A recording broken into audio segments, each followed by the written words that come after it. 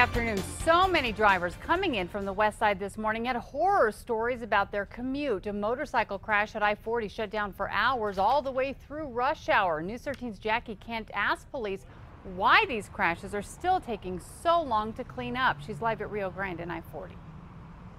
Kim, this is one of those streets that saw a lot of extra traffic this morning as drivers had to ditch I-40 and make their way to work.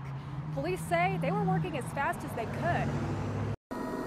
Two deadly early morning crashes left Albuquerque drivers at a near standstill for hours. My battery died in the middle of it all, just waiting for the traffic to clear on up. Until you can cross over that river, I mean, you're just stuck.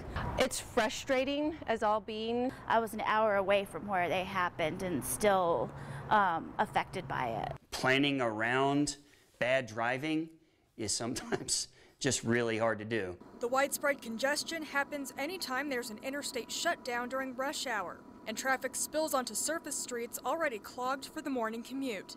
Years ago, APD made a promise to get these crashes cleaned up faster with new technology. It's a laser guided system that takes 3D mapping of the entire scene and 360 degrees and helps our traffic officers recreate and rediagram the scene in scale. APD says a speeding motorcyclist crashed on eastbound I-40 just ahead of the 4th Street ramp around 6 a.m. Lines of cars stretched for miles on I-40.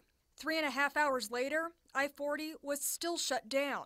And with West Central no longer an option because of the ART work, it took West Side commuters well over an hour to get downtown. It makes your morning not as good as it should be. A pedestrian killed around the same time on Coors near Iliff helped bring rush hour traffic to a standstill. There's only, like 3 other ways to cross over the river. It's, and everybody's trying to get off on different service streets and cutting each other off. It's very frustrating. Both scenes took about 3.5 hours to clear. APD says that's typical because deadly crashes are treated like crime scenes. We have to collect evidence, we have to make proper documentation, we have to take proper measurements.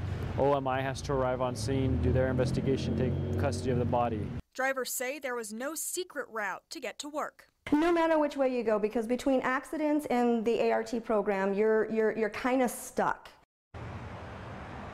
What doesn't help matters, all the red lights on off ramps as cars are waiting to get off the interstate. So why not have police direct traffic and wave cars through?